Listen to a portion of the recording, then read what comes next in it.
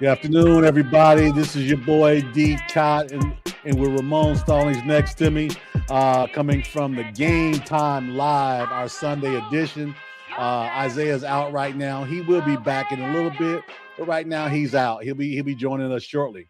Um, Appreciate everybody tuning in, gauging what we're doing. It's been a big sports weekend. We've got NFL, we've got NBA. Obviously, we got a little bit of college football to talk about as well. But Ramon, let's kick it started, man, with the low hanging fruit. I think we got a big slate today of NFL games. We had a couple of big games yesterday and some big ones on Thursday.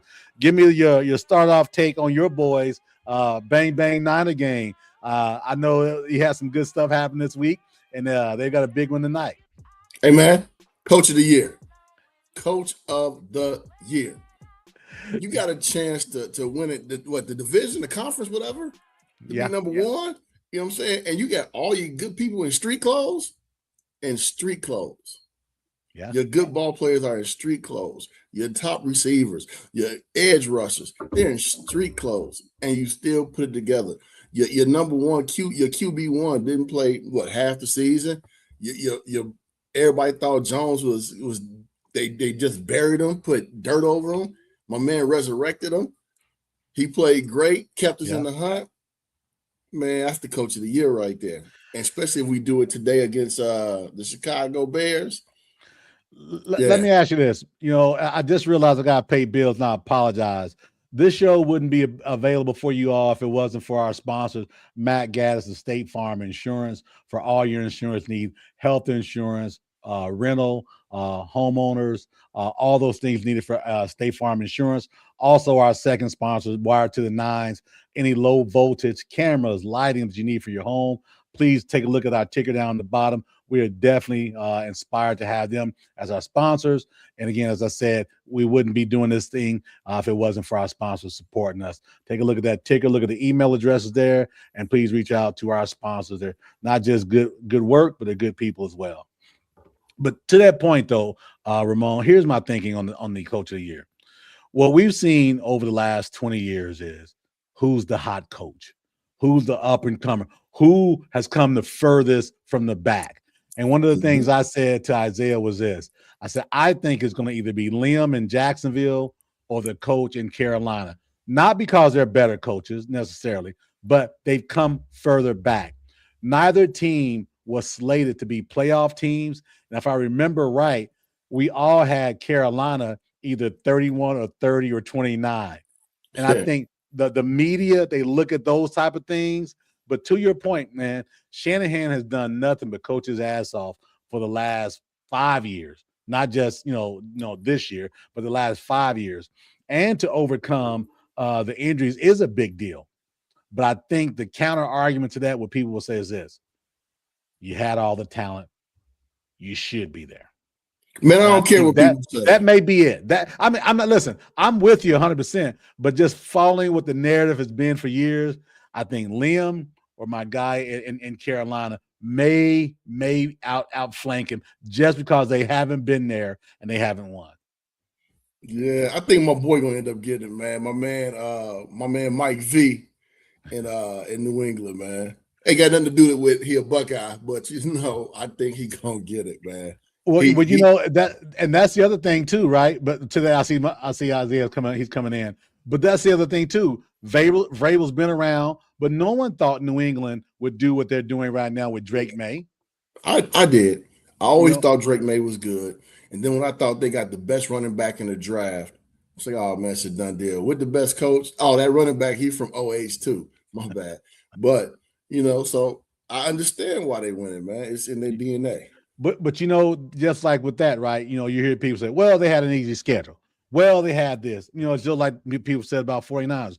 My answer to that in every case, I'm going to bring him into the studio. Isaiah, you're in the studio with your back turned, you're in. So what I would say to that, to anybody who says that, is, to me, it's simple. You can't beat anybody that you don't play. Right. If they're in front of you, you got to beat them. I don't give a darn. In the NFL, you're talking about, 32 teams. These are all high school All-Americans for the most part, college All-Americans, best players on their team. Every team has them. right? So you gotta turn around and play this team like it's your last game, because we've seen this year upsets. High end. We saw, who did Oakland Raiders beat? They, also, matter of fact, they almost beat Houston this past week, and Houston is on a heater right now, best defense in the league. So I mean, people, well, they only played the 15th ranked schedule, so they played against pros. That means nothing to me.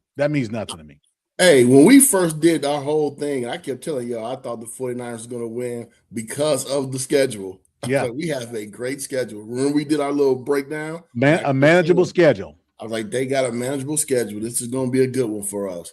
Like, hey, sometimes it's just roll in your favor. To win a championship, man, you got to have several different things, man. You got to be able to stay healthy, which we haven't. Yeah. You got to have a schedule that fits the possibility of winning, which we have. You got to make key plays at key times, which we have. You have to traditionally have someone step up who is unexpected, that you don't think is going to step up, whether it's a player or a coach that we may not see behind the background. Somebody has to play above expectations, or coach above, or manage above expectations, So when people talk about scheduling and things like that, man, that's part of the whole mix. It's part of ball. Yeah. And I think, sometimes we overthink it, right? We over process it. Oh, well, if this happens and this happens, as we were talking earlier off air, you don't know what's going on between the guys' ears, man. You don't know what's happening there, and guys being impacted in the positive or the negative. But with that said, I think we've talked about, your potential coach of the year. And I think you've got those four. I would think we would agree one of those four is going to probably win it. Yeah. One of those four is probably going to win it. But with that said, take a look at yesterday. The take on the Ravens and Green Bay game. A couple things stuck out to me. One was Derrick Henry is still a beast. Two is Green Bay is in trouble because of that defense. You're talking about injuries. That defense is taking a big, big hit. Yeah. Third, Malik. Did Tennessee give up a little too soon on Malik? That dude put balls on a dime. He's a runner. No. He's a thrower. If you saw that game last night, he dropped it in the bucket time and time again. And this wasn't in the summer 7-on-7. This is in Green Bay in December. Right? Yeah, he's looked good. He's gonna be the most sought after veteran quarterback in the market this offseason. And he should be. He should be, right? I mean, why, if you're Indianapolis, why don't you give him a call? You just said it. They're Indianapolis. They don't make good decisions like that. We can sit there and say all these things. Give me one great decision from a quarterback perspective that they've made over the last 8 years. No, you make a good point. We'll see what they do. I know. Well, unless the GM is at another place. Yeah. This man has continued to drive this thing terribly. And again, the coach hasn't made it much better either. That's funny because that's what I made the title of the video. I just changed it and I put a picture of Ballard and Steichen. That's what I just changed the video to. So my thing with him is with Malik and the coach, does he fit? Yeah, that's a good point. Does what he brings to the table fit? Now, it could if you're willing to go ahead, and it depends on who the coaches they move away and go another management, another head coach. I don't know what they're going to do. So they got to make sure everything fits. Well, who I do like and where I do like him is I definitely like him in Miami or Arizona. I like him both of those places. To replace Kyler or Tua? Yeah. Both. Well, Kyler's gone anyway. Kyler's done. Well, he's not coming too. Back. Yeah. But it's been determined, I think, that Kyler's done. I don't think it's been absolutely determined on Tua. Probably will. They're going to have to take a big cap hit in waiving him. I think it's going to be, almost $70 million in dead money or some crazy number. More than the Russell Wilson dead money for Denver. Yeah. Which tells you something. I think they both get traded, though. I don't see either of them getting cut. Man, I see him getting cut because no one's going to trade for that contract. When you Tua trade Kyler. Tua do you realize he's going to be on the hook for they're going to be $54 million next year? No one's trading for that. No one's traded. He's got to get cut, man. This the NFL. This isn't the NBA where you trade salary for salary. No, this guy's gonna get cut, and then someone's gonna pick him up. There's no one's. If someone trades for one of those two guys, they are very desperate for a quarterback. A lot of money and a lot of IR days. So yeah. Well, I'll say this: there is a lot of teams desperate for a quarterback. I don't think that desperate to have 28% to 35% of your cap in one of those guys who haven't done it. And I'm a Bama guy. I love Tua, but man, he is a limited player. He's an absolutely limited player. Good guy and all those wonderful things, but limited player that I'm not going to give $50 million a year to. Ramon, if you're Pittsburgh, let's do that hypothetical because they're going to need a quarterback. If you're Pittsburgh, and obviously I know you're going to say neither probably, but would you rather have Tua or Kyler based on this team right now when you're Pittsburgh? Because look at where they're at now with a 42, 43-year-old Aaron Rodgers. Would you rather have Tua or Kyler if those are your two options? Obviously, Malik Willis could probably be an option, but it's not going to get any better than that when it comes to the quarterback market this year for them. Man, I would run the wishbone, the wing T, before I pick one of them two up. There it is. Yeah, I knew that was coming. For all that money and all the time that they're hurt and on the sideline, I don't want either one of those. And I'm the Steelers. I'm at a point where people are tired of me squeaking into the playoffs and losing. I gotta win. I can't trust those two to win in the playoffs, and get the heat off my back. So those are not the answers I'm going for. That's a lot of money, a lot of mediocrity, a lot of injury. Man, they already want me out. That will seal it. Yeah. Yeah, but the thing is, if they're cut, they won't get that salary. Now, if they're cut and I can bring them in cheap. That's what I'm saying. That's the only way you take them in. Yeah. That's the only way you take them in is if they're cut. There's no way you say, let me give you a third. I wouldn't even give a 4th round pick for either of those guys because I got to absorb that salary. If they're cut, then you renegotiate just like Russell Wilson did with the Giants. He got that, what was a 2-year, $20 million deal, a 2-year, $40 million, whatever it was. A hell of a lot less than what he was getting, what he was getting in the Denver market, right? So that's the thing to think about too, right? What is that rate going to be? Will they price themselves out of it? Yeah. I mean, it's going to be an interesting, next couple of weeks. Obviously, the playoffs are heating up too. I wish we had JB here for the Herbert slander that was delivered upon my boy yesterday after losing to the hottest team in the NFL right now. I don't necessarily a bad game. He went to bed, man. Come on, just say it. I'm not. There's nothing wrong with. Hey, you can't say it, man. Everybody went to bed, man. The dude played horribly. Yeah. He played horribly, and it's okay. You got. Look, you can. I know that's your boy, man, but I need to hear. We need to hear you say it, man. You went to bed? No, I'll need your assessment on Herbert yesterday. I'll give you the floor. I thought he played good. You lost to a hot Houston Texans team. And you know what matters? You're still in the playoffs. This is fine. You're still in the playoffs. Ever. Ain't no way in the hell you're going to sit there and get it out of your mouth and say he played well. He did play well. I will sit here and defend him. He played well. And all that matters is you're still in the numbers don't say that. Let me pull up the numbers. Well, don't frown up the numbers. That's what you talked about last week. You talked about numbers. Remember when he played well against Philadelphia? But you brought up numbers. He didn't win the bet against Philadelphia. So what are we? I mean. So it depends on how you feel. You bring up the numbers. I'm not. I don't think he played that. I don't think he played that bad. 21 of 32, 236 yards, 1 passing touchdown. I don't think he did bad. No. See, that's no. Keep going. Why you stop there? Yeah, right. Keep going on the stat. Don't stop. 1 interception, 5 sacks. No. Let him have it.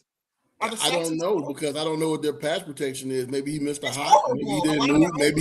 Maybe he didn't shift the pass protection. A lot of their O linemen have been out for the year. They've been out all year. They were out against Philadelphia too. Okay, but still, that's going to be and we've talked about how good this Texans defense has been all year. So of course, I've talked about it. You haven't, but let's go back to Philadelphia. Okay, they've got a great defensive line too. So let's start off from the top. Give us Herbert's stats from yesterday, so we can make sure we don't miss anything. 21 of 32, 236 yards, pass average 7.4 yards. What is PYAC? Ramon, you know that. Sorry, I don't want to be wrong. PYAC? Yeah. Passing yards after catch. Okay. Passing yards after catch is 112, one passing touchdown, one interception, 84.9 passer rating, and then 6 carries, 37 rush yards, average 6 point. No fumbles. No interceptions. How many interceptions? No fumbles that he lost. No fumbles that he lost. One at home. He didn't lose any fumbles. All they needed was 21 points. They scored 16. Look, it's a tight game. It's a tight game. Texans are on a 8-game win streak. You lose to a hot team. All right, it is what it is. Because I'll tell you right now. Let it be 55 degrees in Foxborough come the wild card week. Give me the Chargers. I'll put money on the Chargers. If it's under 50 degrees, I'm not betting on the Chargers. I will pick the Patriots. I will say it live on this show. We're gonna have to clip this. If the temperature in Foxborough is above 50 degrees and it's not snowing beyond, if it's not looking like Antarctica in Foxborough, I'm taking the Chargers because right now they would play the Chargers. Bring it on! Bring it on! Bring it on! Me and Herbert, we're gonna ride into Foxborough and we're gonna take down Vrabel and the MVP Drake May. Ramon, you hear this? This dude he got on his soapbox 3 weeks ago when San Diego beat Philadelphia. Yes, I said San Diego because they play like it, because they're showing a home field advantage, because it looked like they were playing in Nebraska somewhere, because there was no noise other than the generated crowd noise that the stadium creates. So he was a whole lot of crap 4 weeks ago. I'm over here on Bible.com trying to read some scriptures and pray for Isaiah, man, because he's talking crazy, man. Hey, I just want him to be consistent. Listen, you wasn't on the show, Ramon. This dude, I about passed out with so much Herbert love. What did I tell you?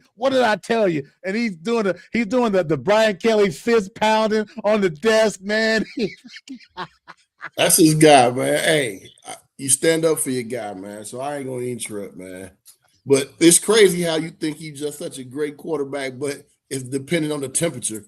It's not even the mad. I'm not even mad that they lost. All right, it's like I said, hot Texans team is what it is. But to say he's regressing, JB said he's regressing in our group chat, and I'm just like, well, in that case, Mahomes regress, Lamar Jackson regress. Well, they both have. Actually. I mean, I think they both have. We're really gonna sit here and say he's regressed? A couple weeks ago, we said C.J. Stroud was a 2-year one-hit wonder. Well, I don't know if somebody said it was a one-hit wonder. I said what I said was the worst thing that could have happened to him was that great rookie season. No, you can't come back and do anything less without saying you regressed, right? No, I think a good point that has been made across social media. There's not a lot of quarterbacks anymore that are throwing for 6,000, 7,000 yards like Manning and Brady and Breeze and all those guys were doing back in the early 2010s. So in that case, yes, but a lot of these guys are still throwing for 4,000 yards, 3,000 yards to end the season, and that's where Herbert is at about right now. He's playing better than he did. I think it was 2023 or 2021, one of the two. So remember what I said, though, and I don't want to keep on belaboring the point about Herbert, such a mediocre quarterback. But with that said, it matters in playoff time. Playoff time. Well, I've been on that tick all year. He's had one playoff game, and he wet the bed. Yep, I get it. He had an opportunity yesterday to keep his team in the fight for the division winner. He wet the bed. And you know what? We don't need the division. We don't need that. We're going to be good. We don't need that. We don't need that. Wait. So now do we then turn to the Chargers? Wait a minute. So you just divorce the Cowboys or the Chargers your jump off? Look, like I said, I said there was somewhere on this show where I've said it. I said I don't want the Cowboys to make the playoffs. I will be rooting for the Chargers or Bengals if one of them get in. I said this very early on. Hey, man. He doesn't believe in monogamous relationships. You know, first he was the Cowboys, then he was Atlanta. I was very supportive of Atlanta. I wouldn't say I was actively rooting for Atlanta every week. I was very supportive. I was very supportive. If there's a man out there cheating on his wife or girlfriend, please use the Isaiah tactic and say, baby, I was not cheating. I was very supportive. I was very supportive of Atlanta this year. That's all I'm saying. Seattle, I was very supportive of Seattle all throughout the year. Daryl's getting killed by Seattle Seahawks fans under one of our clips. One of them called him a tool bag. I was like, man, that's harsh. Daryl got called a tool bag because he doesn't fly into Seattle. Everybody's entitled to their opinion.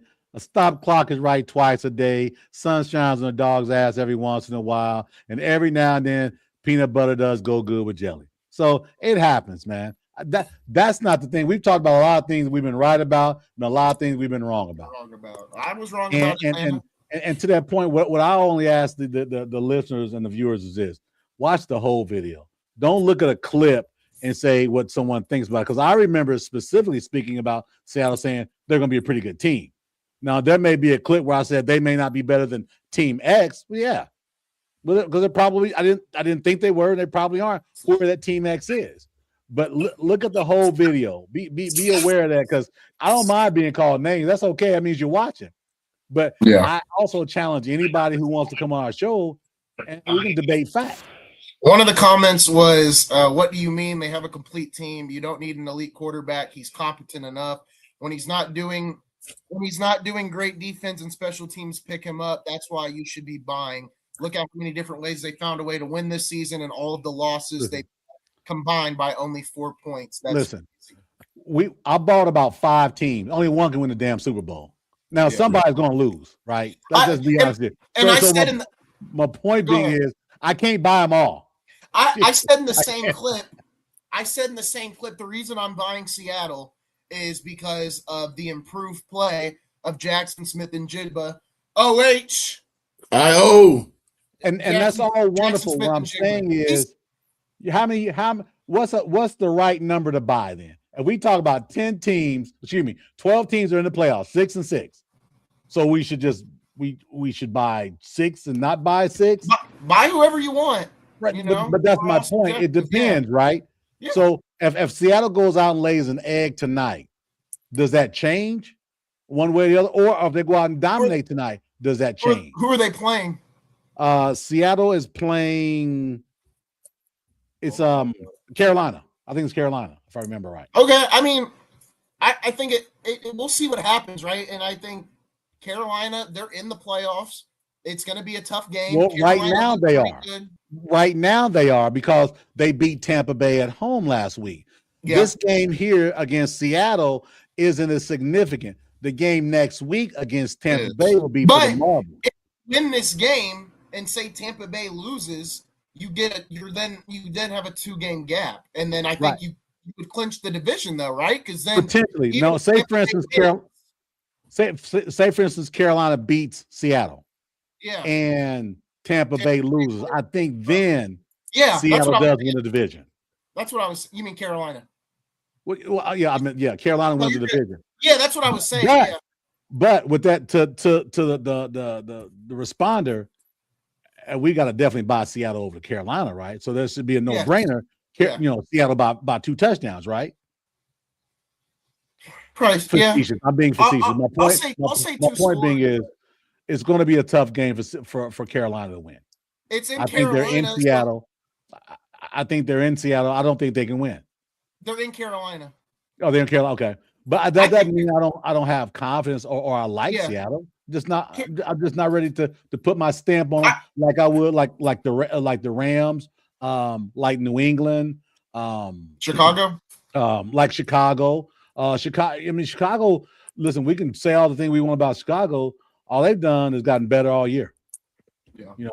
I didn't have a lot of listen, hand raised. I didn't have a lot of confidence in them. I didn't. But like I said earlier, you only can play the teams in front of you.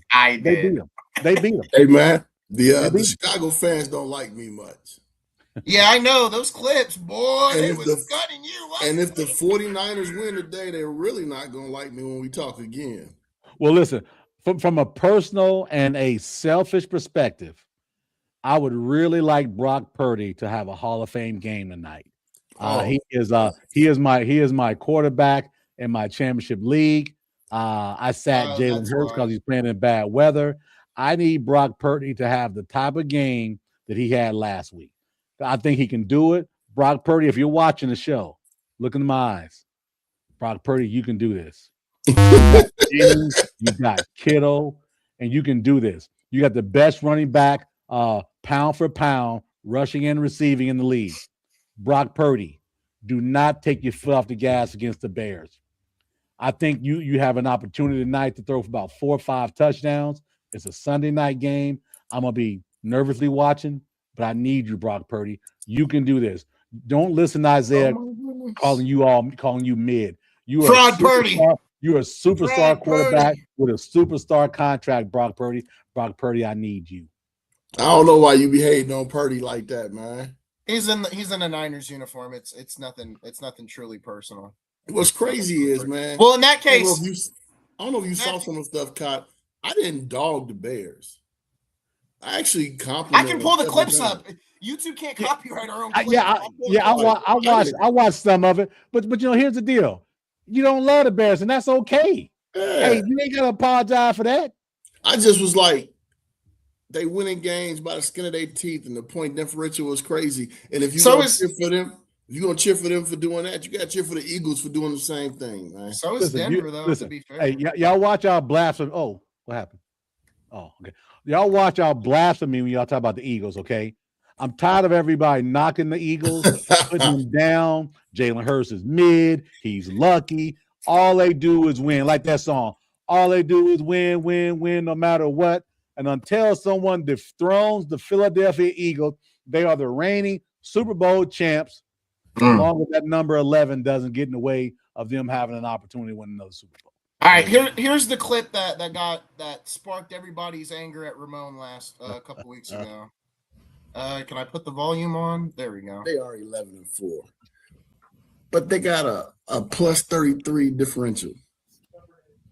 Yeah, that's a good point. You taking that into the playoffs, like you living off big plays, you living off turnovers, you living on the edge. You're not putting teams away. Now it's something to say that you are winning. Yeah.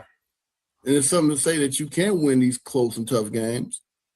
But to say that you're going to do it multiple times in the playoffs in the Super Bowl, that's pretty tough. Yep. Versus a team like the Rams or the Seattle, they're plus 164, plus 158. They putting, as the kids would say, belt to ass. BTA. Yeah. You know what I'm saying? Yeah. So I'm like, that for me, if we look at if we're applauding the Bears at 11-4 with a plus 33, why are we applauding a 10-5 Philadelphia with a plus 60? Here's my thing about the Bears. And then let's just read some of the lovely comments here. The plus minus for football is a crazy stat. You can go 8-0 in all 3-point games, but as soon as you get blown out by 30, someone puts you right in the negative column. What happened to the Bears versus Lions? It was one game. Seattle put that belt to ass to the Rams this week, and let's not forget that impressive meltdown the Rams had in the same game. All you need to do is win 3 in the playoffs before Super Bowl. They're going to host a playoff game, so that's 1 victory right there. Just need 2 more victories. It's not impossible. The Bears leave it all out on the field every play hard every minute of the game. Therefore, every game we have a chance. It ain't always going to be pretty, big dog. We have faith and stop having an only problem with we 11-4 and on top of the North. Enjoy and try to go 1-0 every week from here on out. That's the mindset. Who says it was going to be easy? Stat watchers don't watch ball. It's simple. People can't type. All the what the Bears can't and won't do. They 11-4. Well, they have a chance to do what you say they can't do. because they in the playoffs. So Ramon, hey, give him a chance to respond. Go ahead, Ramon. Go ahead. First of all, the dude who was talking about stat watchers don't watch ball. Man, I watch more ball than you know you're just a stat watcher now, Ramon. You chronicle. All you do is watch ESPN and the highlight show. You don't have any other football knowledge. So clearly you just are a stat watcher. I think you need to own what the man said you were. I sure enough didn't play it. I sure enough didn't play it in high school and college. I sure enough didn't coach it. No, I sure enough don't break down game film every day almost. No, I don't do that. I just watch stats. Well, here's something from a stat watcher. When I watch film, a lot of it, then I go to the stats to confirm what I just saw. Because most people watch and just look at with their eyes and give the eye test. The eye test can fool you. Why? Because you have some prejudices. You have some likes, some dislikes. You're swayed different ways because you like certain people or certain teams. So what you do is you watch the film, you check the numbers, and you see how they match, and you see the story that they tell. So now it's just not stat watching.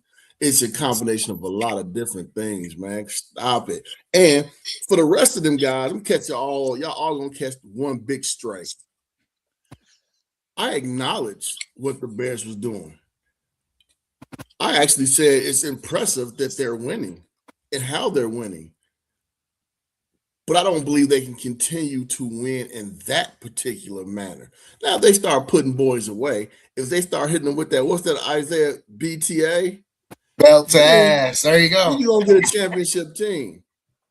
But if you're going to live off a possession, if you're going to live off a turnover, if you're going to live off a last play, OT, at some point, somebody else or you're going to get bit in the ass instead of biting people in the ass. Pause. Yeah. So with that said, question. What's the take? And this is why this is such a week-to-week, league.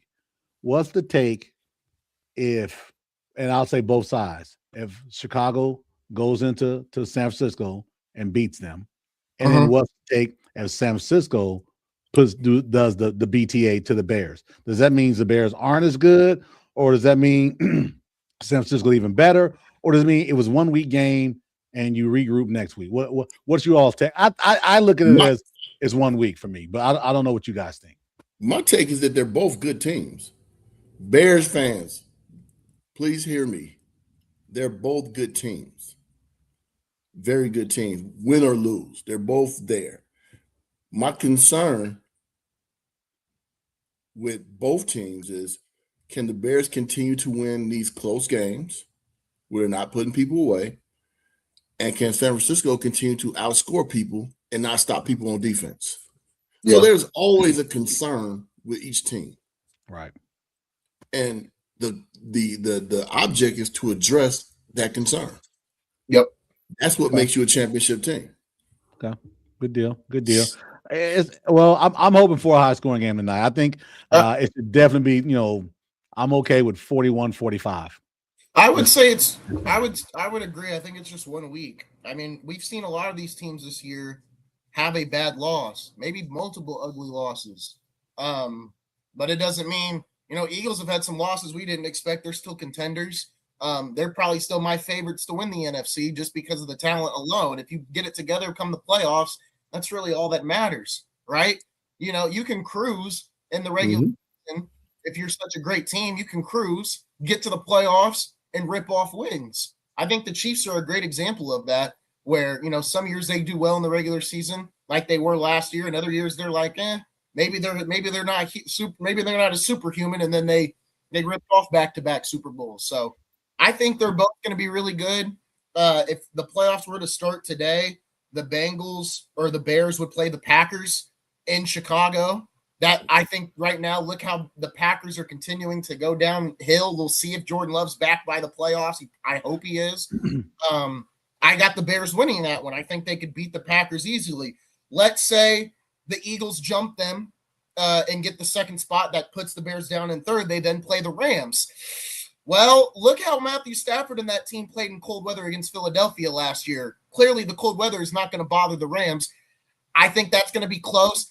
I've already said in a clip earlier this last week with Ramon, I said I would like to see the Bears get to the Super Bowl because I am a Caleb Williams fan. I've always kind of liked Caleb Williams, and I like the Bears and what they're doing this year. I'd like to see the Bears get there, but I also love how the Rams are playing, and I get how deadly the Rams are. We said it last week, Daryl. I don't remember which episode. The Rams and the Niners are probably the two most dangerous teams on the NFC side right now. I think they're the two teams that you really don't want to see in the wild card round of the playoffs. Because they can hit you with 14 quick. Both teams can hit you with 14 quick. And I think that's what you might need, right? You get off like last night. Before the end of the first quarter, I think Baltimore was up 14 points, and had the ball, I want to say 13 minutes out of the first quarter or something crazy number like that. They just jumped them, right? So things can happen that way. So what's your opportunity to come back if you've been punched in the mouth? And I think the Rams and the 49ers are the most equipped to do that. Even though I love Philly's not equipped to do that. They don't play offense that way. Yeah. Like in the AFC, I would say Houston is the team you don't want to see right now. I mean, they're on fire. There's no let me do my Isaiah imitation. I said in the beginning of the NFL preseason ranking, I said that the Houston Texans would be the best defense in the league. I said that they have DeMeco Ryans is a great coach. He's from my school, Roll Tide. He's going to be great. He's going to do wonderful things for this team, and they're going to be a transcendent defense. And I've said it, and I said it on this show. I'll grab the clip, and I'll prove it to everybody. Hey, don't forget, they were like, what, 5th in your rankings too? You can't forget about that. Dude, overall. It wouldn't be an Isaiah Hoffman rant if you didn't mention overall. I have to be realistic, but here's the deal: they gel. That's important for your team to get better as the season goes. You got to get better, because if you don't, you're going to do like what happened to Kansas City. What happened to other teams? You didn't get better. You're not in the running. So I said, they're hot, but all it takes is one loss for them to be unhot. Yep.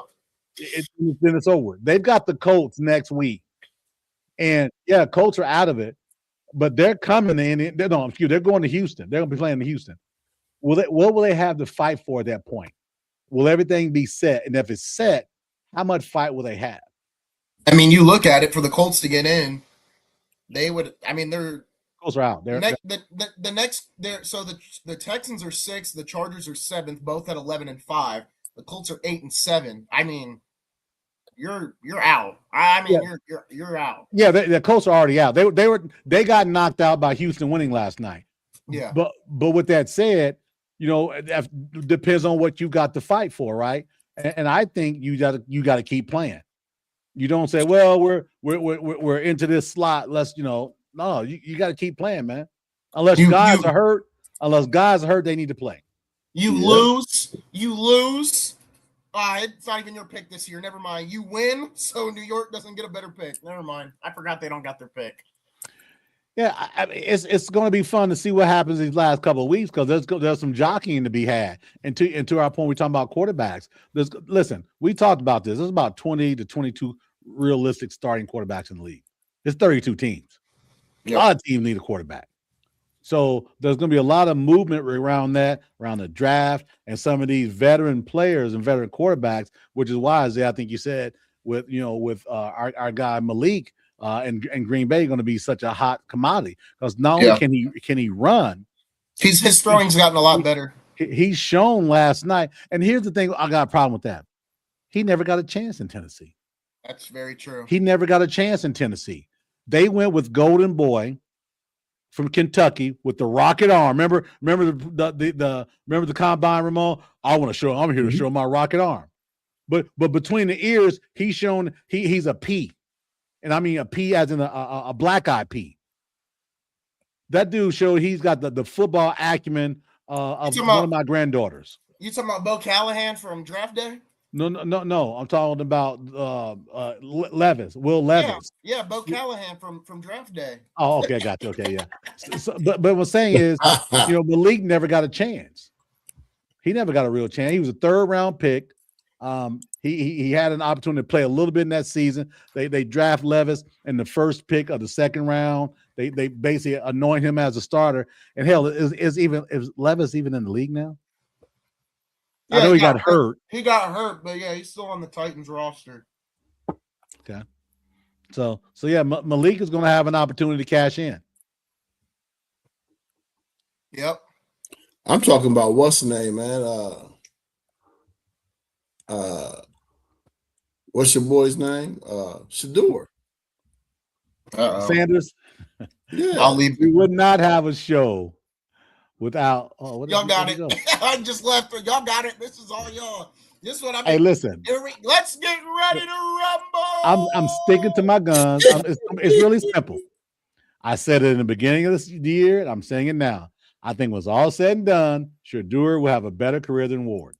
Do I think Shador is going to be, Joe Montana or Dan Marino? No. But I think he's grown over the year. I think the pressure that's been grown over what year? Over this year, from the start of the year to now. But you the same person just told Isaiah, look at the numbers. No, I said grown. I didn't say nothing about numbers. I said grown as a player.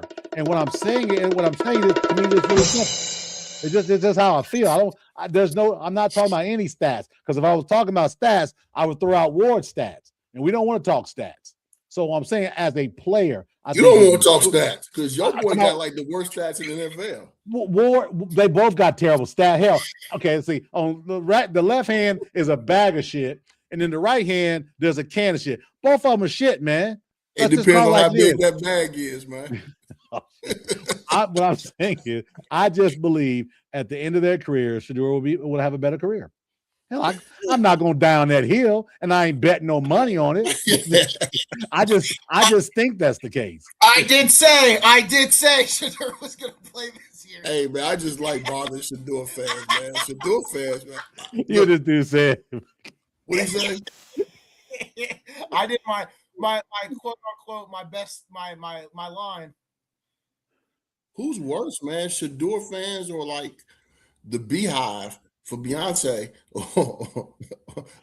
Dude, listen, it's crazy. Like you see, because Ramon, you and I are in these sports groups, and we see the sides there, and it's reckless, man. It's just back and forth. Why can't we just look at it and say, listen, we're not in the locker room, we're not in the huddle, we're not in the training rooms. Let's just see what happens, man. The dude put a lot of pressure on himself at the beginning of the draft process, with the legendary talk and all those things. I'm just gonna say, from a camera perspective, he hasn't embarrassed himself. He's taken, and they definitely thrown shots at him, trying to get him to say certain things. Oh, can't hear you, Isaiah. That's my point. That's what there was a point in the year where he was doing. There was a point in the year when he was doing that. When the media talked to him, he was going, yeah, that was kind of whack. But I'm saying he's grown from that, right? And the last few weeks, they tried to throw curveballs at him to try to throw his coach under the bus. He said, hey, listen, I like the fact, I see most players would say, that's not a fair question. They would just kind of give him a little canned answer. I like that he said, you're not going to get me to say nothing bad about my coach. I like it. I like that person, because they thought he would. The way he came off as a young man in that pre-draft conversation, I'm legendary, the wrist thing, they felt like, yeah, this is gonna be an easy mark, and he hasn't been an easy mark to me. Hey man, you got some love song music, man. I just say, hey, that's just my assessment, man. Listen, I'm not dying on the Sanders hill. I'm just saying he hasn't embarrassed. I'm not either. The best thing about all of this is that chick that Deion Sanders is dating, man. She like 30 something, man. Anyway, hey, man. like I was saying, listen, forget Shador. Cleveland is, I think it's clear. Cleveland has proven they're the worst franchise in the NFL. They proven that. I give them that. Hey man, forget Cleveland and Shador, man. Isaiah, cue up the song when I talk hey, we gotta move on. I talk about Dion and that young chick he date, man. You need to play "Must Be the Money." Must be the money. What's next, Isaiah? What's next? Like I said, one thing I'm going to say about Shador, when that game against the Raiders, when he had that throw, Myles Garrett went like this. Yeah, he's going to be the quarterback. Dude, he had there's a clip on a serious note. There's a clip, and I forgot the guy's name from ESPN that be on the black dude to be on Get Up. He talked about Ryan Clark. No, not him. I know. Heavier set. He talked about the that game against the Raiders and that pass, and he was like, "Man, that was a great pass, man." And then I looked back at the game and watched it again, and then I figured that hey, he didn't do much the whole game besides that pass, and that's the truth. He had one great pass, and the rest of the game was mid. Isaiah, you that was your game. That was your game of the year. I listen. Oh, it's not my game of the year. Dominique Foxworth. Hold on. All I said. Dominique Foxworth. That throw. All I said is when he made that throw, Myles Garrett was like so. Hey, that's all I'm saying. That's all I'm saying. Hold on. Hey, Isaiah, cue up that call. That's fine. I'll cue it up right now.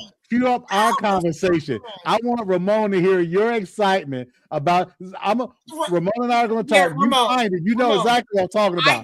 I did. A lot of it was for clip purposes, and I even said I'm going to exaggerate here. We started this thing in April, and we said we're not doing clickbait. Don't give me that shit. Don't give me that shit now. Don't even try it. We've all said a couple clips. No. Go through it. You listen. Look here, Maestro. You can find that clip. Hey, Ramon. This dude went in for about 3.5 minutes. Listen. Not only did he play it, he replayed it, and again. Then we get off the call, Ramon. This dude, my phone blew up. I said, "What's up, man? Can you believe that throw?" He's looking. I'm pulling it up right now. Hold on. Give me just a second. I want the viewers to see that. That's what I want them to see. I'm pulling up the full 6-minute video. Give me just a second. No. I just want to see that 2.5 minutes where you. Yeah, I gotta find it in the video. You officially fell in love with Shador Sanders. I'm the only one that's neutral in this damn team. Ramon's a hater. You're in love with him. I'm trying to bring the two of you. All right. Here we go. I'm gonna see if I can find it. Give me just a second. Hey, I am a hater, man, but it's not like I hate Shador. I hate all of his fans. Here it is.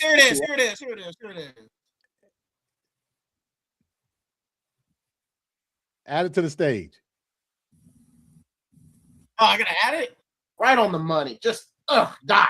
And then look at this reaction by Myles Garrett. That you see that face, Daryl? That's the face of. Hold on, I'm gonna pause it right on here. I'm gonna pause. I didn't pause it on time. It's all right. We just found our franchise quarterback. That's the face. Myles Garrett went, "Oh my gosh, we have a quarterback that can actually bring us down the field." Lighten up, Francis. Lighten up. That's what that face is. I know you agree with me. Here's my problem. If Sanders goes out and lays an egg next, and then here, Ramon, just for you, let me see if I can find it. Watch this and let's have that. Let me play this. I want to make this segment about 10 minutes so I can post it to YouTube and specifically send this to Ramon so he can watch this and we just one more time for Ramon. I'll let you do it. I'll let you go. I'll let you do it. One more time for Ramon. Just look at this. Look at that throw. Beautiful. Would have been a touchdown.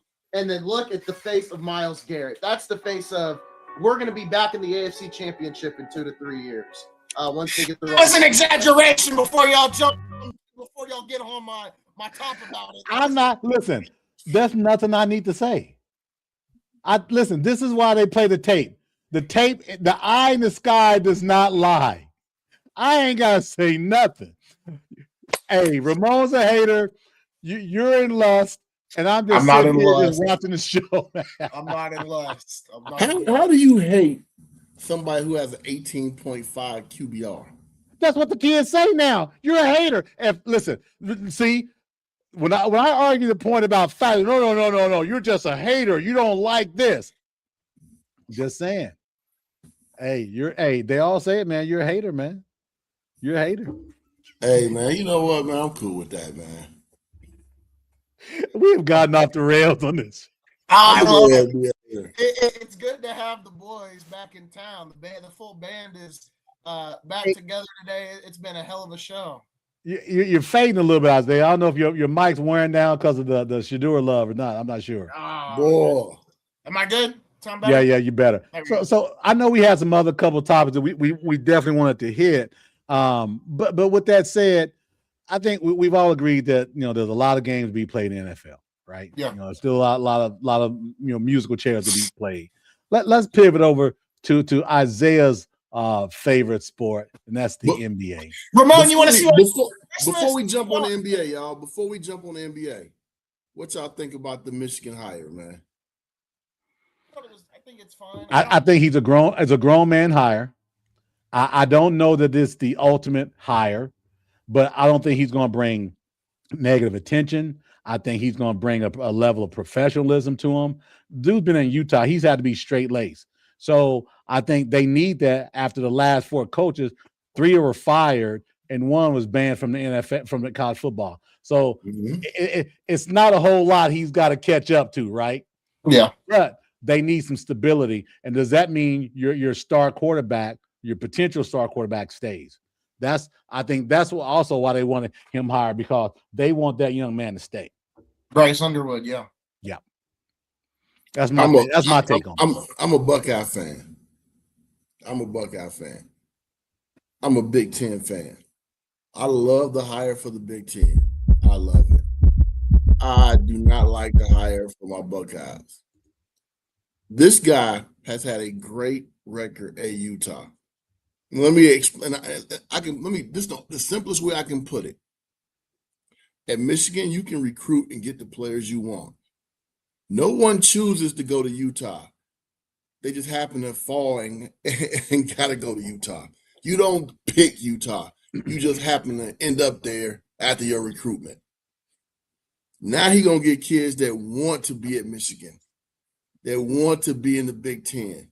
And if he duplicates the tenacity, the discipline, the physicality from Utah to Michigan, man, it's gonna be a three-man, 4-man, 14 race in the Big Ten: Michigan, Ohio State, Oregon, and IU. Let me ask you this though, or maybe make this statement. I remember double-digit years ago, just almost double-digit years ago, when your boy from West Virginia was hired, and all the rage was about Rich Rod coming from West Virginia, school. Like, to your point, no one voluntarily goes to West Virginia if they can go somewhere else. Granted, he ran a high-powered offense in West Virginia, not so much high-powered in Utah, but very similar acumen. Been around college football a lot. Was going to be bringing some stability to the team, to the school, to the university. It didn't pan out well. So does he look at that situation with Rich Rod and say, let me make sure I don't make the mistakes that he made? Is he smart enough to do that at this advanced age that he's at and how long he's been coaching? Or does he say, I'm coming in with a 5-year plan and I'm going to be ready to retire at that point anyway? Man, Rich Rod, that's the only concern I've got. Rich Rod was never a physical, tenacious type program. And that's the difference. This is going to be a tough program. Rich Rod wasn't he's winning at West Virginia, man. No one wins at West Virginia. We're not talking about wins. I'm not saying wins. I'm saying how you win.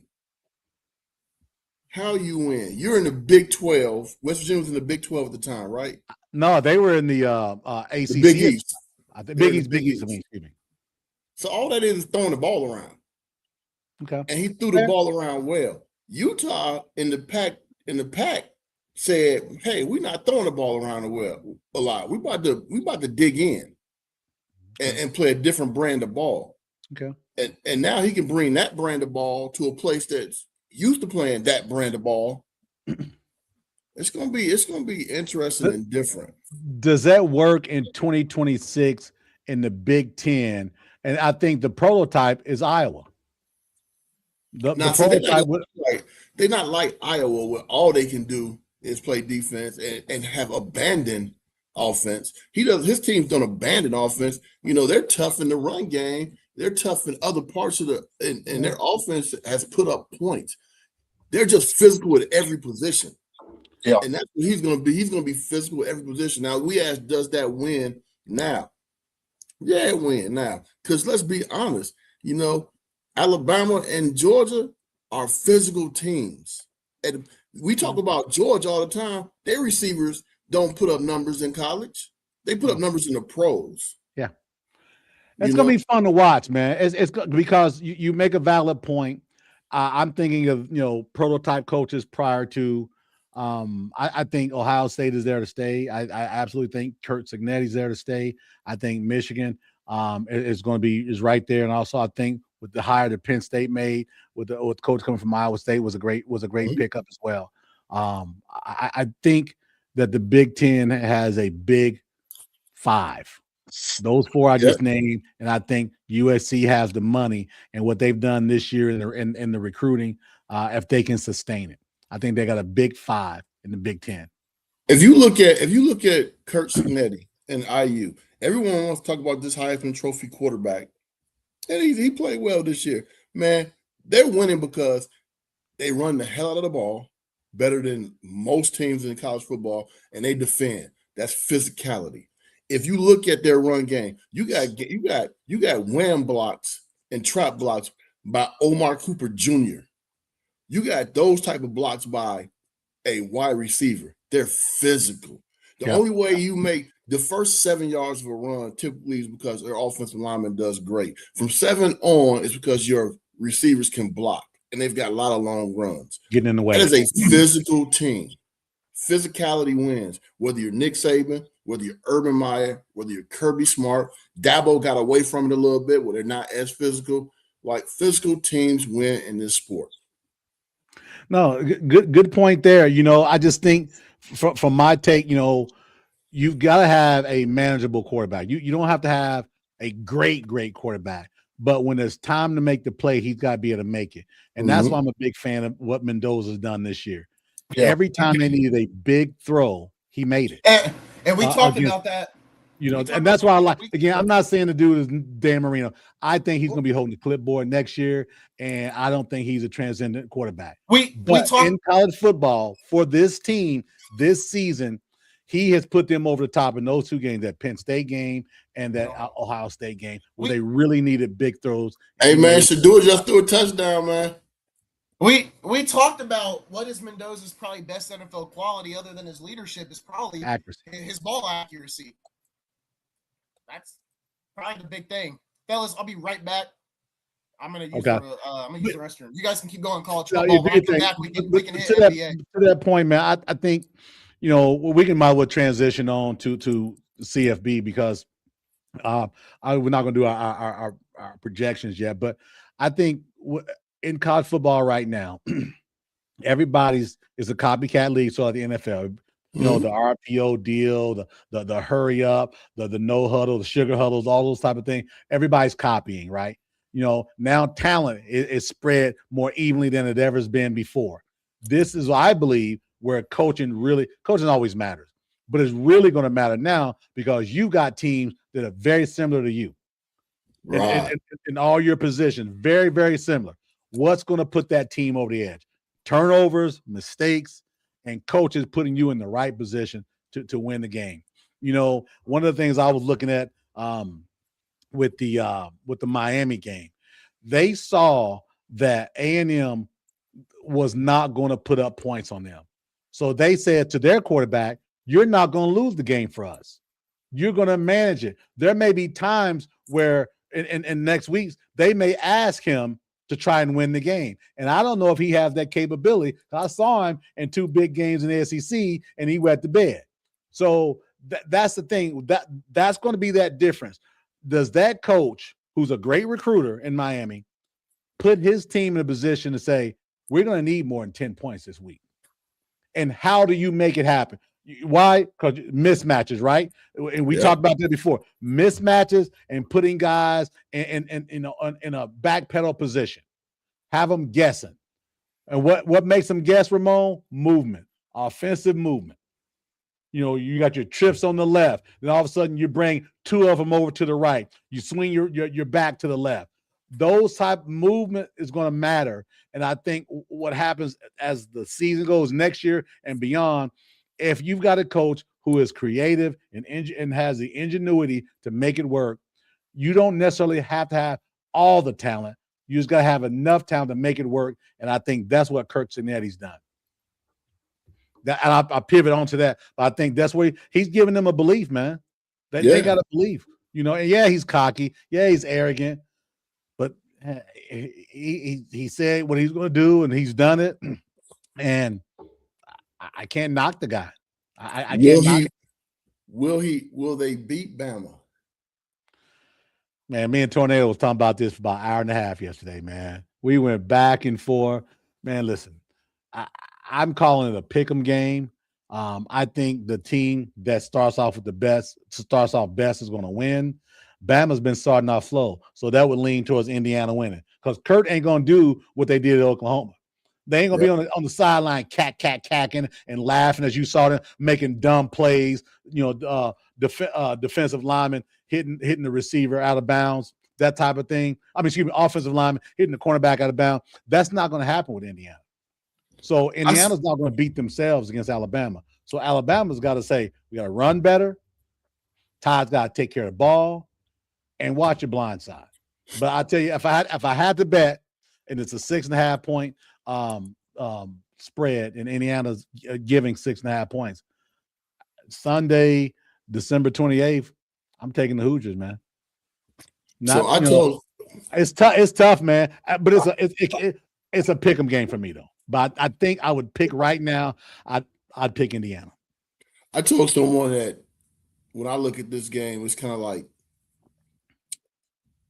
Indiana needs to put Alabama away early because if it goes deep into the game, the chances are, now I'm not guaranteeing that it's going to happen. I'm saying there are chances in young athletes that you start playing the legacy and not the team. Get tight. Yep. You start playing the tradition and not the team. Here we go again, right? Here we go again. They are Bama. They're supposed to win. We're IU. We should win. And the Bama kids start thinking like, hey, we Bama. This is what we do. Last week. That's what it was last week. You saw it. We start off like, damn, we Bama. And then it end up like, oh, no, we Bama. This is what we do. And so you got to put the team away pretty early. Do I think IU can do it? Hell yeah. I think they can do it. I think they can do it quickly. I think out of the 4 games, the game that I think can go a whole different way than what people think is I think Ole Miss can get Georgia. I do too. I'm on record saying Ole Miss ain't got a snowball's chance in hell because I know who their coach is. I've seen him down in Tuscaloosa. I'm telling you now, they don't have a snowball's chance in hell to beat Georgia. I don't think Georgia beats them by 30, but I think Georgia pulls away in the fourth quarter, and it's not a close game. I got a feeling, man. I just got a funny feeling about this one, God. That's fair. Georgia, we talking about teams getting better each week. Remember, we laughed at Georgia in their tackling from September 27th game. Yeah. Them dudes, they ain't missing nothing. No. They are focused, and the good thing about them is this: they had the adversity earlier in the year. They had Tennessee had them on the ropes, Ole Miss had them on the ropes, and Alabama thumped them. So they've had their adversities now. And they didn't get a chance to play in the SEC championship game. Yeah. So this is. I'm sorry, they did. In the SEC championship game, they showed all of what they were made of, and it wouldn't have mattered to me who they would have played in the SEC championship game. The way them dudes came out ready. I'm about to jinx my man, Sonny Styles. Here's the stat that's going to be cracking you up. You just brought something up that made me think of it. On record right now in 2025, Sonny Styles, linebacker for Ohio State, has yet to miss a tackle all season. Hey, listen, that matters, man. Ramon. Now we just spitball. 3rd and 4. Pass out to the flat to the running back. You 1-on-1. If he makes a move, he's going to get 7 yards. If you get him, it's a 3-yard gain, and they're kicking. That is a huge deal. And enough people don't talk about that on these. I looked at a lot of podcasts. They don't spitball. They got this calendar, right, of context that, well, let's see, we're gonna cover this day, we're gonna cover this. I think that is a missing ingredient. How many 3rd and 3s, 4s, and 5s have we seen in teams? They get it out to the running back in the flat. He's 1-on-1 with a linebacker, 1-on-1 with safety, and one or two things happen. He snuffs him, he makes a move, and then that's a drive extender, and then all of a sudden, 40 yards later, it's a touchdown. Off of one damn play. One play. And enough people don't talk about that. And I just think Georgia, to that point, Georgia has cleaned up their messes. They've cleaned up their messes, man. And listen, there's only one team in the SEC I like. And that's Alabama. I don't give a damn about the other. But just being realistic, Georgia is probably the best opportunity to represent the SEC in the title game right now. Yeah. They got a coach that's been there. They got a team that's gotten better. And that young quarterback they got, he ain't so bad either. But still dealing with 18 to 22-year-olds. And just as we said, a missed tackle here, a drop punt here, Ramon, a pick six here, confused quarterback, throws it in the flat for a touchdown. That's how close this is. Think about this, y'all. Alabama is the number 8 team to win the title of all 8. They're plus 1,800. Plus 1,800. That's worse than Tech, worse than Oregon, worse than Ole Miss, worse than Miami. Dead serious. And which tells me this is close. And my issue with this is who's ready for the big stage? Who's ready for the big stage, man? It's going back. Hey, Miami and Ohio State been doing a lot of talking. 2002. Now, y'all, we're just spitball. We're talking. I keep hearing we're gonna get payback. They cheated on us. It's payback. Then Miami is Ohio State saying, so what? That was 20 years ago. I was at that game too. None of those guys are playing. We're playing. Now what do you do? Yeah. So I'm looking forward to this thing, man. And listen, I'm gonna say I hate to see the season go, man. I need my fix, man. I mean, we got 30 days. Think about this. The last game of college football is January 19th. After that, there's only 3 NFL games. They're the 2 championship games and the Super Bowl. That's it. There's no weekend of football anymore. There's no more. After this weekend, after this weekend and the first round of playoffs in the NFL, there's no more weekend of football, man. No more. And I'm already jonesing, man. I'm already jonesing. So we gotta really enjoy what we're seeing here. Because January 23rd, though, that's the day I talked about on Cott's Corner. That's the day they make the decision if they're going to go to 16 or keep it at 12. That's the cutoff. And I've been on record saying it. I don't want it to be 16. I don't either. But the masses say 16 because of what they did this year. And the reason why I say it's going to be 16, they were talking 16 after the first year. Yep. They ain't finished this shit. Yeah. I got a quick question, pivoting a little bit. Isaiah, man, how do you feel about that girl fight that we saw the other day? Oh, in the NBA? Yes, just what it was. It doesn't bother. I don't care. Which one? It was the Pelicans and the Suns. It was Jose Alvarado. Oh, yeah. I don't even know who else.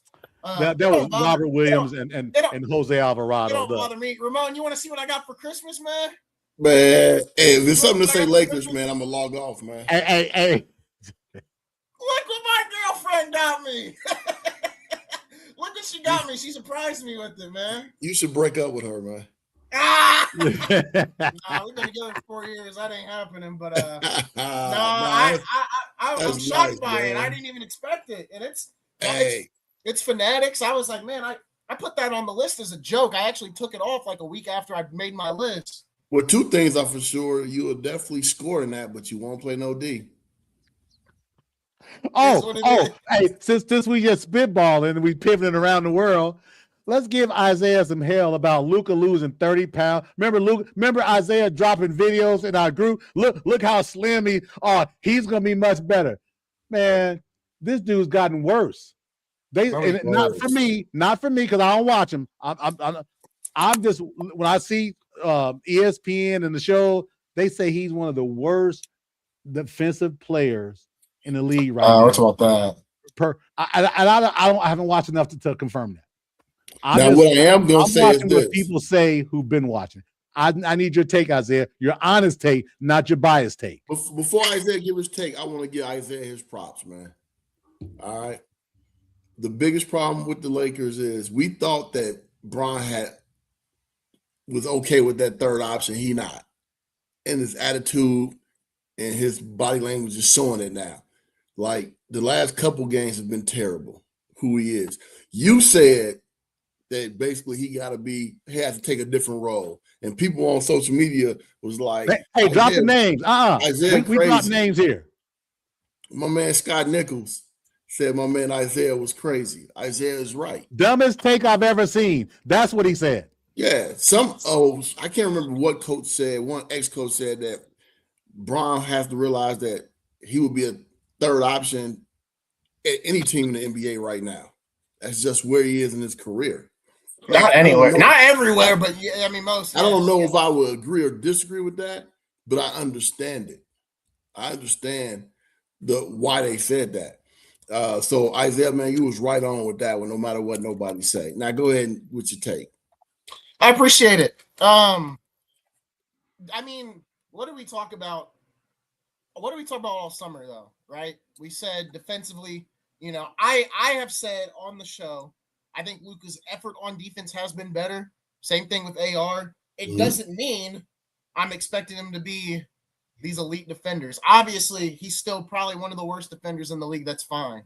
You're not going to trade him. It's Luka, right? You just re-signed him. It does not bother me. What I thought Daryl was going to say is he gained weight, and I was like, no, he didn't gain weight. I know he didn't gain weight. No, he lost weight. He lost weight. No, I thought that's what you started off with, like how I thought you were leading into. He's gained weight. It looks like he's gotten heavier. Said it again, but I was like, no. But then you changed your point. And you were like, people are saying he's one of the worst defenders in the league. Like, it's not too surprising to me. I mean, it's Luka. I mean, Ramon, you've said it. Daryl, you've said it. I've said it.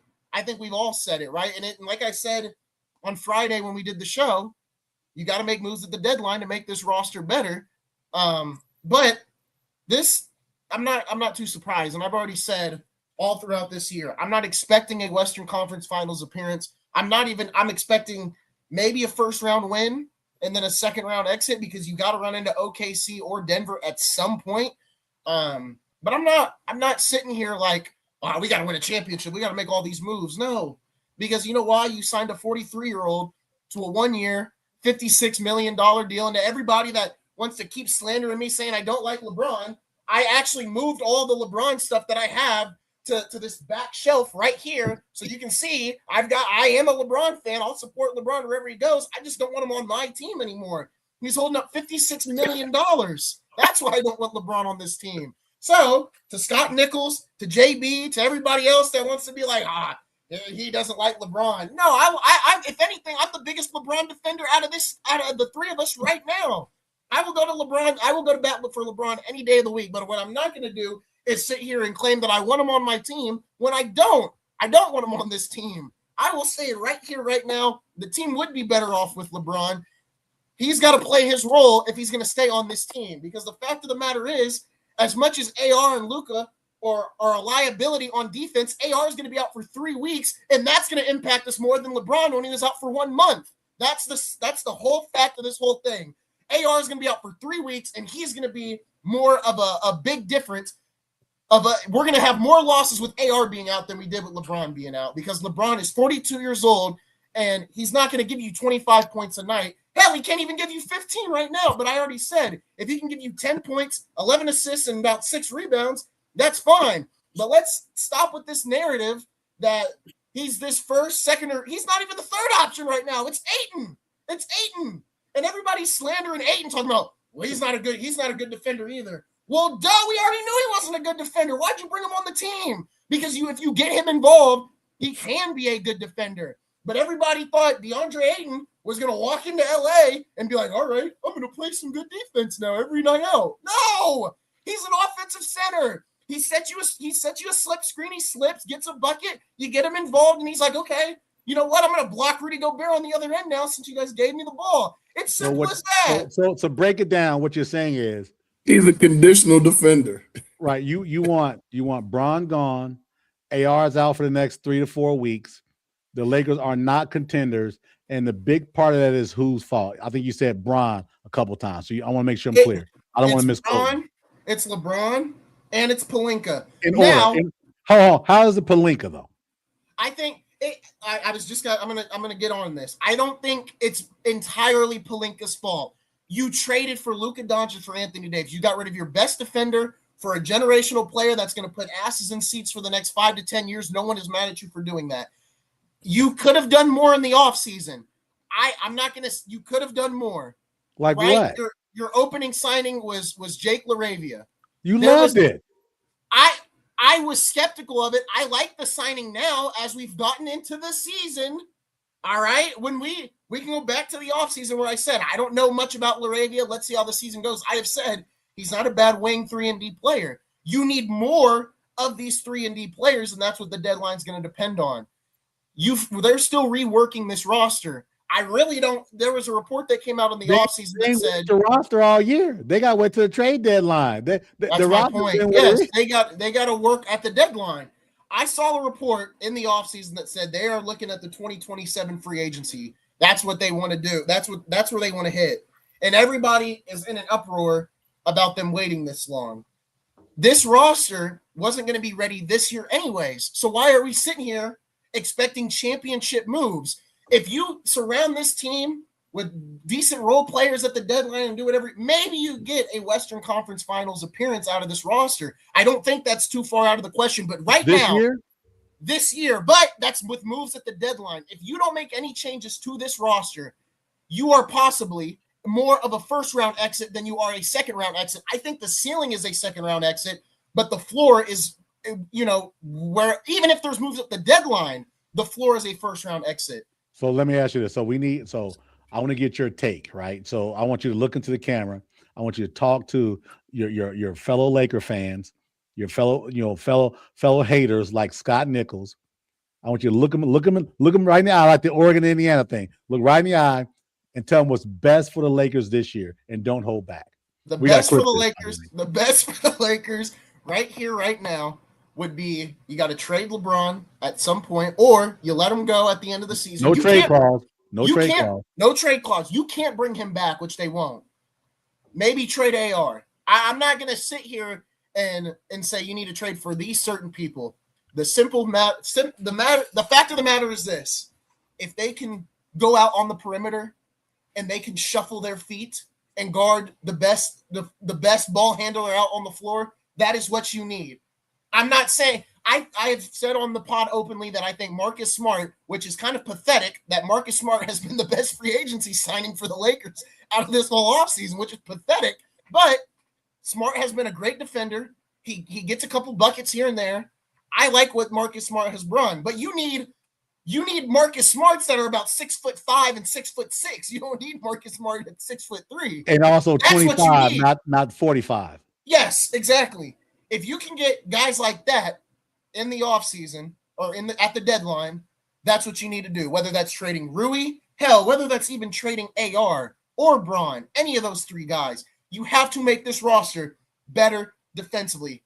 If you're going to surround this team, if this guy right here is going to be your star for the next 5 years, you have to surround this guy around defensive players. That is one. I said this about Trae Young as well when we've been talking about Trae Young on the show. They keep trying to surround him against offensive weapons. It's Trae Young, who's like 6 foot. He's the same height as me. You can't put him around a bunch of other offensive weapons. You need defensive guys around him. Same thing with Luka. I wish we could have kept Dorian Finney-Smith because he solved a lot of the problems last season after getting rid of AD. Now, granted, it's like putting a Band-Aid on a gash. I get it, but it helped. You have to stitch this problem. Ramon, don't you just love this? You have to maybe not stitch it, but at the deadline, you need to get some of those butterfly closures, and you need to close this gap a little bit. And then when you get to the offseason, you need to put stitches in that gash. And Mark Walter, you bought the Lakers, right? You're already getting rid of some of the Bus family. It's time to kick Pelinka and everybody else out the door and do what you're doing for the Dodgers. You need to put the right people in charge this coming offseason. I get there's this whole little contingency plan of, we'll slowly make the transition. No, I agree with Laker fans on one thing and one thing only. You cannot wait 2 years until the 2027 offseason to be like, all right, Luka, we're going to get you a partner. You have Luka and AR right there. Just get a bunch of defensive guys, and you're set. They put up 30 points combined every night. You don't need nobody else offensively. We're gonna have to clip that for sure. We got to clip that. Just get a bunch of defensive guys around Luka and AR, and I'll tell you right now, look what Luka did with Kyrie when it was Luka and Kyrie and a bunch of defensive guys. Whoa! As you would do. Whoa! Why is Kyrie catching strays here? Kyrie's not catching a stray. Luka has never played with an offensive talent like Kyrie in his life. I agree. I'm just saying, look what he did when it was him and another offensive guy surrounded by supreme offensive guy. You say Kyrie Irving, you say supreme offensive talent, the best in the paint scorer under 6'5" in the history in the NBA. That's great. None better. That's great. Either way, man, this may be the best rant ever in Game Time Network history. I don't know. I was pretty mad when Micah got traded. Listen, you know what we got to do, and maybe it's a little too late. Maybe, to bring in the new year, we've got to get it. We got to find a way through StreamYard to clip our best 10 rants of 2025. Remember, guys, we're going into 2026. This thing started in April, and we're hovering going towards a year, getting stronger and stronger. There's no reason why the fans would not love a top 10 rant of the Game Time Network. I would love it. I would love it. Or top 10 rants and the top 10 debates. I may cut this out and make it an after hours episode. Oh yeah, this is funny, man. This is a chance. Everybody is having a fit. They're all like, oh, this is what the Lakers do. They start off hot, and then everybody's like, oh, you got to trade the roster. We've all known heading into this season that moves were going to have to be made at the deadline, and now everybody's having everyone's having this panic, like, oh my gosh, we're not playing well. Now we have to trade the roster. You had to make moves either way and win. So why are we overreacting to a problem that's been very apparent since the offseason was done? I got a question for you. And this isn't contrarian. We've never seen it before. We've never seen Bron traded. We've never seen him traded. And more than likely he won't. Hold on. We've always seen him finish out his contract and go where he wants to go. What's going to be different what the Lakers are going to do to Bron this season, into this season, versus the prior 20? What happens if Rob Pelinka says, I want you to stay? 2 years, player option, second year. What happened? That's a reality. That's not some far-fetched deal. What does Isaiah Hoffman say to that? If Rob Pelinka, that's going to be a rant. If Rob Pelinka brings back Bron for 2 more years, I will blow the engine out of that mic. I will yell so loud into that mic. I just got this new mic. This mic won't. But man, he's a transcendent player. He still gets you 20 in and 8. I know what you're doing, so I'm gonna nip it in the bud right now. These are facts. These are things that people are telling me. 42 years old. It's done. Let's cut it. Let's be done. He needs to be. He's done. He's done in the sense of being in LA. Go somewhere else. Go to Cleveland. Go to New York. Go to Golden State. Go to the retirement home in Golden State. It's over. This is not your team anymore. What do you do about his son? What do you do about his son? I don't care. Why does it's a package deal. If Bronny is this kid that got into the draft because of his dad, Why does anyone care where he ends up? Because of the package deal. That's why. If everyone has it their way, he will be cut once LeBron is gone. But if he is a somewhat decent player, like basketball fans have been saying, then he will stay on the roster, or he will be a decent role player, and he'll for the next couple of years. He's not a bum. He's not Andrew Bennett or Anthony Bennett. He's not Greg Oden. He's not a bust yet. He's played a couple months and he's played a year and a half of NBA basketball. He'll be a decent role player. He'll be a Tyus Jones. I don't care what happens to Bronny. I care what happens about the Lakers and their championship odds and them being competitive. They're competitive right now, but not enough to win a championship. Like I've said, they're not going to beat Oklahoma City in 7 games. They're not beating Denver in 7 games. They're not beating the Spurs in 7 games. They could beat the Rockets. They could beat the Timberwolves, but more than likely they can't beat the Wolves or Wolves or Rockets. So I'm not, like I said, I'm probably the most realistic Laker fan you could ever find, because I'm not going to sit here and say, how is that wrong? Have I ever come on here? No, that's just a nice cap on a wonderful rant. The future of what's looking forward to for the Lakers, which is basically a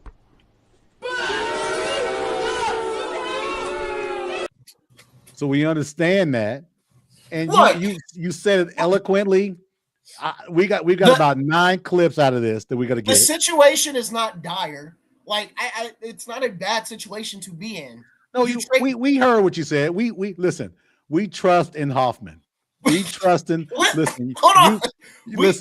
You shared an awful lot about the Lakers and the transcendent abilities of one Luka Doncic. You know how you feel about the great LeBron James. I think you're underselling LeBron James. Personally, I think you're underselling Rob Pelinka. He's the same guy who got Luka for Anthony Davis, who was praised last year. No. He was praised last year. No. He was. No. He was praised last year. Let's go back to February and recount the events of the trade. Shams Charania, what did he put out? I don't care what Shams said. I'm talking about just the trade. I don't give a damn what other people said. That's the problem. Who cares what the trade was a trade? It's not Pelinka. I'm not going to sit here and credit Rob Pelinka. Who should get credit then? The credit there's no credit. You know, there's only blame, and the blame is on Mavericks management. Nico called Rob and said, "Hey, do you want Luka?" And what's the quote that went around back then? Rob said, "You're joking, right?" Rob didn't do nothing but say, "Okay, I'll give you AD for this generational talent." Rob didn't do nothing special. Give him credit. Give him credit for saying, "Let's do it." All Rob did was accept the trade. I'm not going to give Rob credit when he's the same guy that dismantled the 2020 championship team because of one bad season. After they had an injury, hold on. But he got AR. No. After they had an injury-riddled 2021 season, what did they do after that? He traded all of the role players for Russell Westbrook. I'm not giving him any credit. LeBron traded those guys. No. LeBron traded. It's on record. Just like you got your Shams Charania, I got Rupert Murdoch telling me, Bron traded those guys. Bron and Pelinka. Fine. I'm not sitting here and saying it's not just Rob's fault. It's both of their faults. You can say Bron too. Listen, you can't be stopping on Rob Pelinka. Okay, enough of the Rob Pelinka slander. Pelinka didn't do anything special. He accepted the trade that was offered to him. He got a player that every other team in the NBA would want. What are you talking about? He didn't call Dallas. Dallas called him. It doesn't matter who called who. Hey, okay, let me ask you this. Okay, all right. Okay. Did you hit on your girlfriend or did she hit on you? I don't remember. Because it don't damn matter. That's why. Because you're still together. That's my point. It don't matter. So now there's a completely different context. It don't matter who hit on who. You're together now, and that's what matters. Ramon, if the Mavericks hold an open sale for Luka, you're telling me the Lakers would have gotten him? No. Listen, it didn't matter. No. They knew the Lakers were the great opportunity, and he fleeced the Lakers by getting a great generational power forward like they did. He fleeced the Lakers? No, I'm sorry. He fleeced the Mavericks and getting Luka Doncic. He fleeced them. Well, duh. But what I'm saying is he did not give him credit. Then I'm not. Can you just say Rob Pelinka is a great general manager? I'm not giving him credit. He's not a great general manager. He got lucky. Let me ask you. There's a guy in Arkansas that hit the Powerball. Would you rather be lucky than work all your life and make I get what you're saying. I'd rather be lucky. Give me the luck. If this Luka trade doesn't happen, we're stuck with Anthony Davis and who? And you're telling me if a frog had wings, he wouldn't bump his butt so much. You can't if nothing. All it is if. Why if catching strays now? You can't catch strays. Hell no. The fact of the matter is, Pelinka had his ass saved because Nico Harrison and the Mavericks organization is the dumbest organization since the Brooklyn Nets. No, they're not the dumbest organization. They are. If they did, they made a trade, they made a decision. Rob Pelinka saw it and pounced on it. Give that man credit. Rob Pelinka got blessed. That's what happened. He got blessed. Would you rather be blessed or not blessed? That's fine, but we're not going to sit here and say he's a good general manager. Who's to say he's not? He's got LeBron, the greatest player of our generation. He's got Luka. Magic Johnson got LeBron, not Rob Pelinka. Rob Pelinka was there. No, Rob Pelinka did not get LeBron to L.A. It was Magic. Magic got LeBron to L.A. Magic was the worst coach in Lakers history. Magic also Magic drafted Ball as opposed to Tatum. So come on now, every day. Okay, that's fine. I'm not sitting here and saying Magic's a great general manager. What I'm saying is Magic is the one that did the pitch to get Bron to LA. Magic got lucky too. That's what I'm saying. Okay, Magic got lucky. Rob got everybody gets lucky. But Pelinka's a bad GM. He's not a good GM. I'm not letting one trade make him a great GM. I think this is going to have a world record for amount of clips out of one show. I think this is going to get about 15 clips. And you know what's crazy is I'm not mad. Like, this makes me come off like I'm mad at the Lakers. I'm not mad at the Lakers. I love the fact that because you personalized the Lakers, and that's what I wanted to get out of you. I wanted your personalization as of what's happened over the last couple of months, and we got it. Since we still have the Christmas stuff, to tie this up in a bow, the Lakers are in a good spot. It's a better spot than a lot of teams wish they could be in a spot where they have all these pieces to move and they're just trying to build around somebody, right? Let's not give them too much credit. Lakers don't have a whole bunch of pieces to move now. They ain't got. I get it, but you're in a good situation. Things could be very much worse. Things could be. It's LA. They're always in a good situation. So I'm not sitting here and saying it's the end of the world like some Laker fans are. Mark the tape now. The Clippers are on the move. The Clippers are on the move, and with the end of January, the Clippers will be soundly and firmly in the playoff race. Mark the tape. Wow, that's random. Okay, you said the Clippers. We said right. We talking about LA, and I was thinking about the Clippers, the other great team in LA. Are you trying to get me going? Yeah, he is, man. No.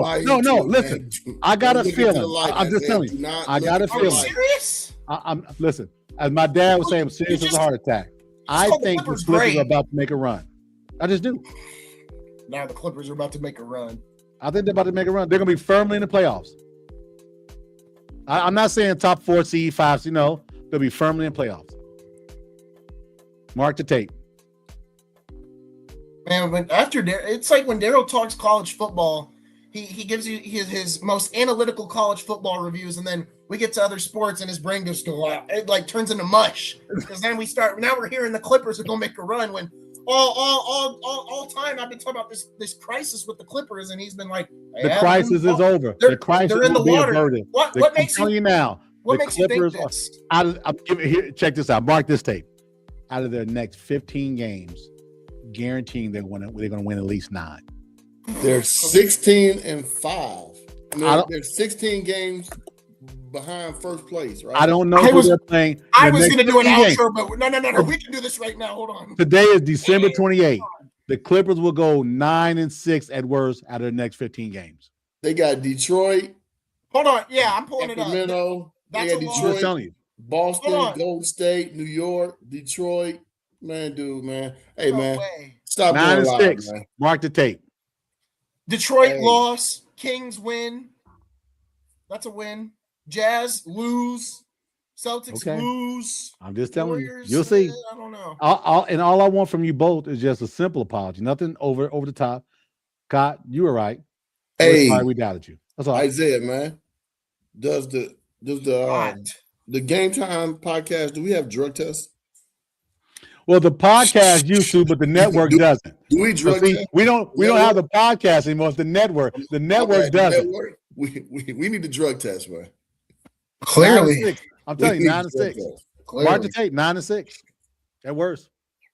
Mark the tape. Man, all our credibility is going out the window. We're going to have to become a NASCAR content channel. And then when it went after the 15th game, when you see it, guess what? The credibility is going to go through the roof again. Hey, after my opinion on the Bears and the Seahawks back in August. And also Atlanta. Don't forget Atlanta. Don't forget Atlanta. Pretty good. Don't forget Atlanta. Don't forget your generational talent in LA. Atlanta?